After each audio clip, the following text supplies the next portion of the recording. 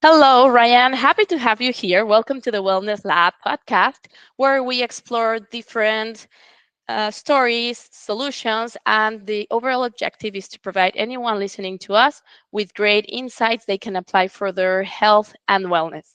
So that's the main objective. And I know there's a lot of great information, insights from your experience, from your personal story that will be great to know on how they can apply their learnings on leadership, on innovation that will help transform their overall relationships from a workplace perspective, the culture as well, which plays a great role in our wellness. Sometimes we're focusing on how we perform on family or friends, that type of social Mhm. interactions. But obviously, where the workplace is, we have lots of relationships and we not always have the same ideas, mindset, and whatnot, but we have a common objectives. So, having said that, I'll pass it over to you to have an intro of what you've done, your experience, and then we'll dive into the conversation. Thank you, Ryan. Yeah, absolutely. Thank you so much for having me. I'm Ryan Daven. I like to jokingly say I've done a couple things with my career. The first is work on a logging crew. The second, turns out I wasn't so good as a courtesy clerk in a grocery store, and that brought me to wanting to help people. So I did a short stint as a writing center tutor during undergraduate, and then decided I'm going to go to grad school and be a therapist. Within 2 years of graduating, I was I like to say compelled into leadership. I'm not sure why, but that's just where I've been throughout my behavioral health career, which is almost 2 decades long. About a year ago, I realized for far too long I had been wearing the burnout merit badge, as I've come to refer to it, and started true exploration into the next chapter of my life, knowing full well that I'll spend 80% of my waking hours at work and 20% might be left over for actual living. So I got to really explore what that looks like, feels like, and that unlocked so much diversity, so much presence with others. And it's just been a phenomenal journey. So I've worked with an organization called ITLN, who was gracious enough to give me a scholarship to attend their certification course for the Happiness Advantage Orange Frog. I built an organizational wellness workshop, which a myriad of folks attended throughout healthcare, but also throughout other organizational partners in my community, which was phenomenal. It unlocked a lot of different ways of thinking for a lot of people who attended through a very layered, practical approach. So it's an honor to be here. It's an honor to be around people who are on a similar shared journey. And thank you so much for having me again.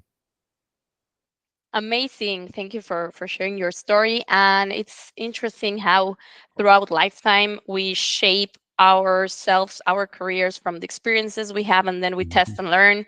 Not everything we picture in our mind will work, and we're not suited for all the specific roles or positions that we handle. And just through time, we start working on it and finding ourselves, what creates value, what makes us feel complete full, because sometimes you might be performing something and you're good at it, skill like from a skill set perspective, but on the other hand there's maybe motivation lacking, there's a burnout as you mentioned. So it's great to know it's something really important, as well as emotional intelligence. I know, looking at your LinkedIn posts, I saw a really good one talking about emotional intelligence, and that's key for our overall performance, how we work with others, and then from like if we elevate it in a general perspective, a workplace culture, which I know you have been focusing a lot on. And feel free to dive into any specific probably situations or the idea of how you leverage, for example, technology, data to help all our organizations across to obviously improve their well-being. Yeah, I think I'm going to work backwards here because you mentioned data and analytics. Perhaps that's why I didn't last long in behavioral health, because unlike a lot of therapists that I've encountered in my career, a lot of people that I've supported directly in their career, uh, I love numbers. I love quantifying anything I can, but also exploring the stories that are told behind that data. Numbers are one thing, But in my view, to truly legitimize it and cultivate that third story involves looking closely at the data, but also the stories being told around often what we know as the water cooler, or just in casual interactions throughout the day. So how many folks are crossing each other's paths and saying, "Hey, how are you?" and genuinely waiting for a pause, so that that social script doesn't become what could be, "Hi, I'm on about my merry way," or uh, it invites an opportunity to truly be present, knowing full well that there are myriad other things that could be done. So one of the ways that not only emotional intelligence but also intellect, one of the foremost ways I began coalescing those two complementary things is asking myself a question: what's one thing I now know that I wish I'd known then? And starting to ask that question upon others that I was supporting, which brought me to a realization that there is so much external conditioning behind being a good worker, because systems are designed for efficiency. They're designed around productivity, and oftentimes, too frequently, meeting that bottom line. But I think we can change that. I think we can change a reward system built towards overextension to something that I believe is possible, and that's letting our minds wander and wonder to affect the worlds in which we live, both internal and external. Because really, I believe that wellness starts with a synchronization between our needs and honoring our limitations in places where they might be put at risk. Grounding leadership in care and clarity simultaneously.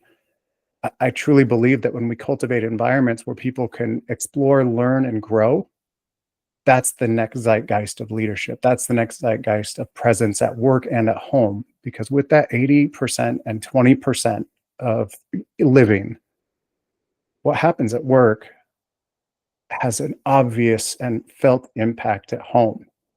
And it can become quite disruptive. So taking a moment to pause as your garage opens or as you're pulling up the driveway becomes even more important in today's world. Um, so again, like leading through that care, and letting accountability be a byproduct, letting productivity be a byproduct, so that we curate environments of collaborative mentorship that's lateral or vertical. Great. I love this way you frame things, your approach. And why is that? Well, from my experience, I've been in the corporate world now, then through time, I evolved through entrepreneurship. And I know, Mhm. as you've mentioned, like people are the most valuable asset, and it's more internally. Like I know clients are important, but if your team is valued, if you really align with them, and not is only on, you mentioned not KPIs and all the things that drive performance. I know they're important from a business perspective, but in an overall place or in an overall frame of things, there's this holistic view in which the human side of things, that component cannot be taken out from us.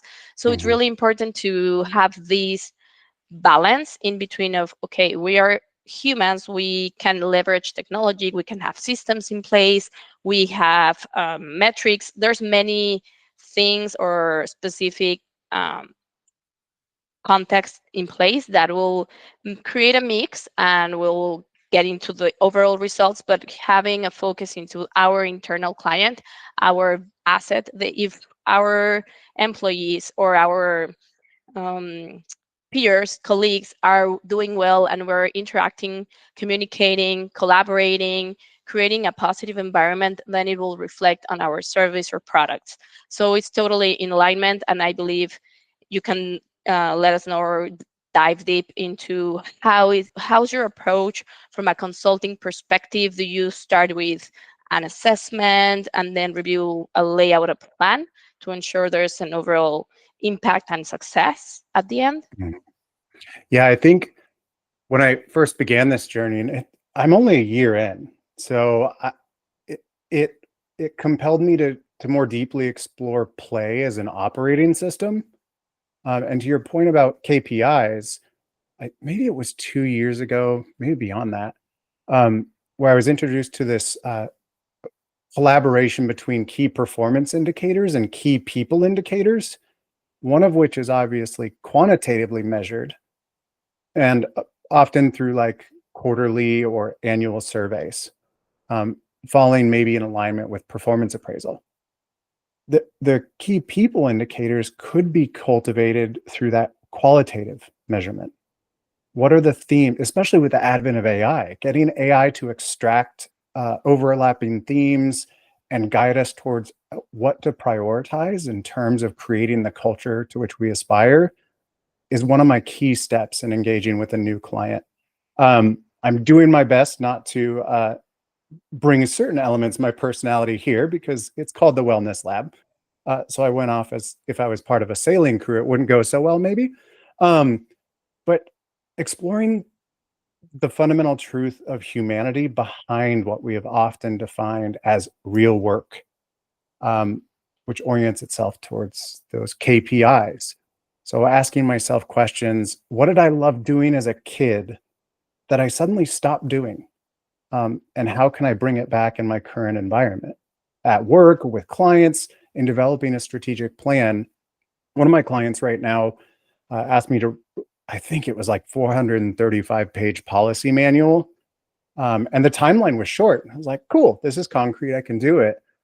But as they reviewed it, specifically one section came out and it's borrowed from what are called patient-centered primary care homes.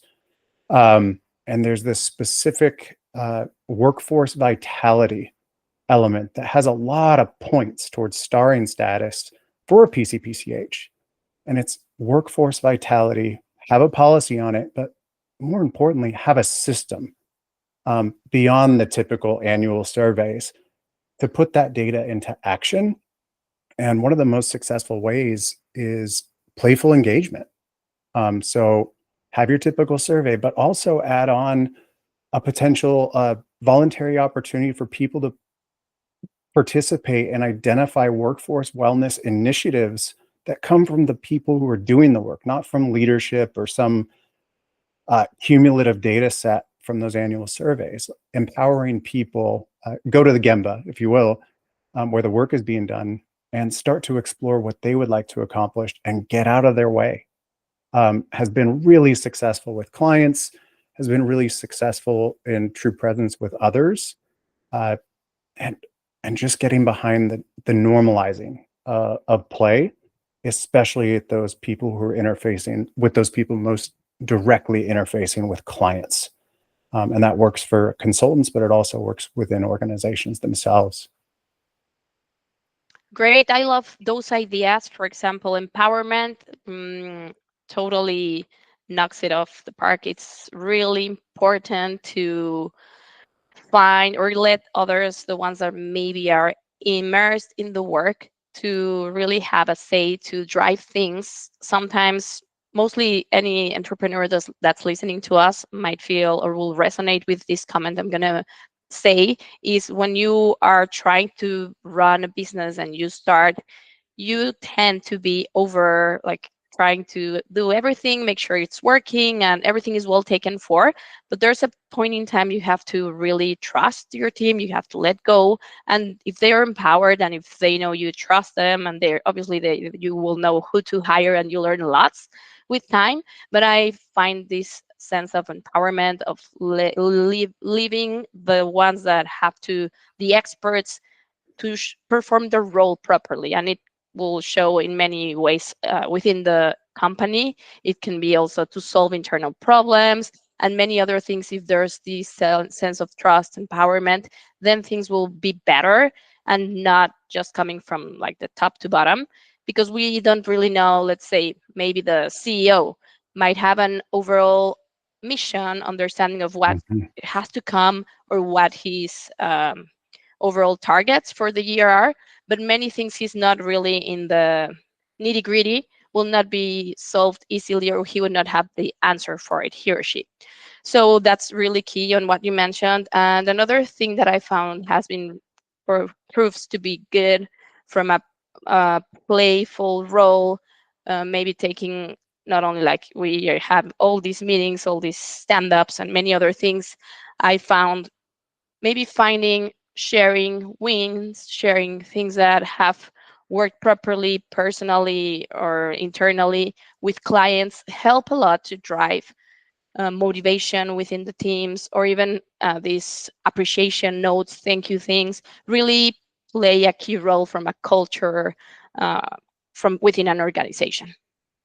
Yeah, I agree. There's one of my favorite quotes, and I'm going to quote or paraphrase a quote, so don't critique me for being wrong, because it happens. Um, it's in our play we reveal what kind of people we are. If I went a step further, I like to imagine a scenario that play can evolve, and it creates a variance in how we present and how we are present with others, um, to co-cultivate that next iteration of an organizational culture.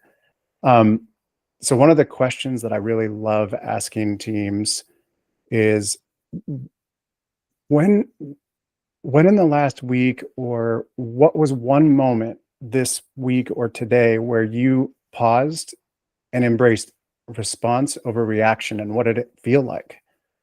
Because I think slowing down might be the solution to cultivating better cultures, and mitigate burnout has come up a couple times already. Mitigate risk of burnout by taking that pause, by maybe cultivating a space where I practice the pause before saying something out of reaction, and I say, what are the principles, values, and beliefs that I am trying to convey? Because if I'm reacting, I'm doing something perhaps out of protection, which may create greater conflict and disrupt a culture, especially during a change process, which is common when clients seek out consultants, and even common when you engage in an exercise at an organization like scenario planning, where you're thinking about the worst case scenario. People tend to get a little labile emotionally and get passionate about it, but that might come from a place of protection, and that's where that pause, to really scratch that itch of innovation, which is what the exercise is designed to do.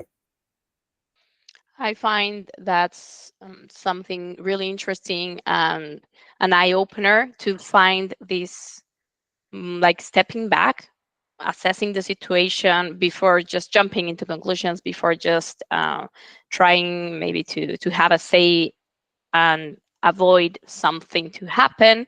Probably this is a great call to invite everyone when you're in a situation. Probably, as you say, Ryan, when change is happening is when we are the most apprehensive, because obviously when change, we don't like change as humans, but it's great to make that call of pausing, seeing things maybe from the outside and reflecting or looking at them in an objective way to see what's the best, why is it or not, and really have maybe another thing that comes into play. Sometimes we are working virtually, so communication might be complicated if it's not like with a camera and talking like my movements and how I express Mhm. myself. It can be taken differently or the wrong way. So even nowadays plays more of an important role to really uh, communicate properly what we want and take this pause, breathe, and really reflect on or think before we just jump into conclusions or like share what we're feeling or thinking without having this moment to make sure we are in sync and we have gone through the whole situation. Yeah, I was, as we were talking about maybe slowing down that story and navigating more gracefully through the whole story rather than reacting to a specific chapter. It reminds me of a time. It was probably the most. I, I'm not going to describe an emotion, but it felt hurtful. But someone looked at me and said, "I need you to communicate more like a human." And it never occurred to me from the place that which that came. So I called a mentor of mine. He's a just so happens to be a forensic psychologist, the perfect person for me to call in that moment. And he said, "Yeah, when you write, is that is not how you talk. yet that is the nature of our work with the advent of technology and digital communication. So we recommended a book, Digital Body Language. And I need to call him after this and just thank him for it, because it truly changed how I engaged in written communication. And it wasn't through emojis or the common practices. It was infusing that step back pause before I write the sentence. So perhaps I have an opportunity to step into the audience or the recipient's shoes and be like, if I got an email like this, how would it make me feel? What is response in jeopardy? And that often inspired me to take a softer approach while still maintaining candor and infusing accountability. So it's just so helpful to acknowledge that technology driven environment in which we all work and quite frequently play, um, and cultivating those opportunities, especially in written communication. Yes, I agree.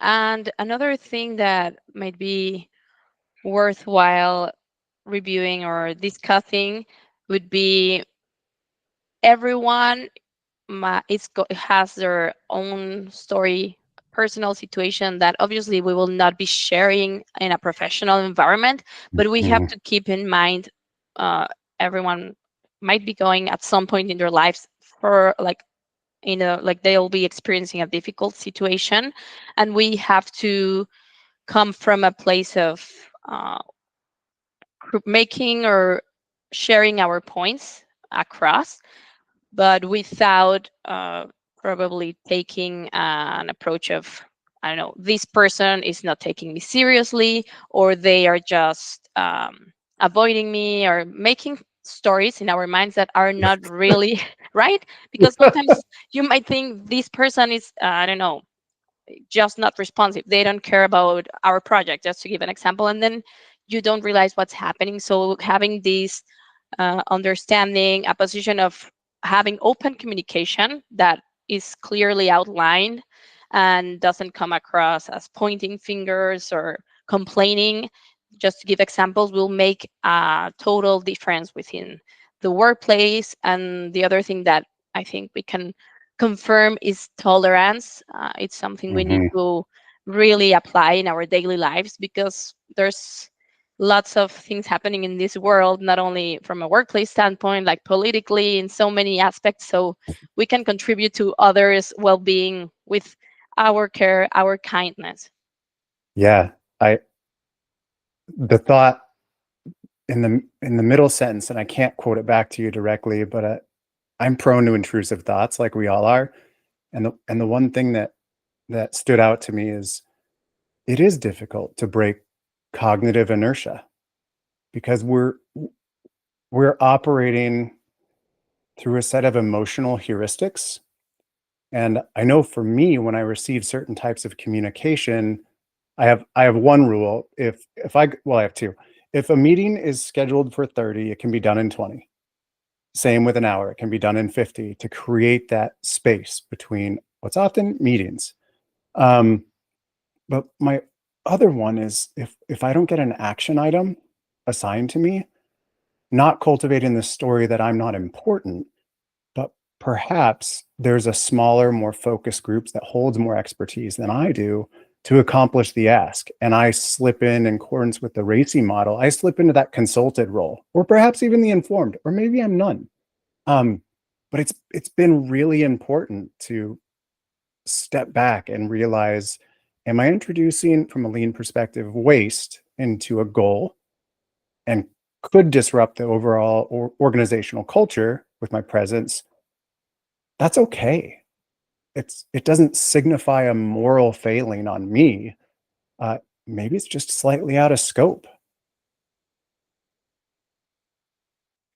Yes, that's great to have on mind and to think, because sometimes it's not about us creating a conflict, or not really that applies specifically to us. It's from an overall, a bigger picture perspective.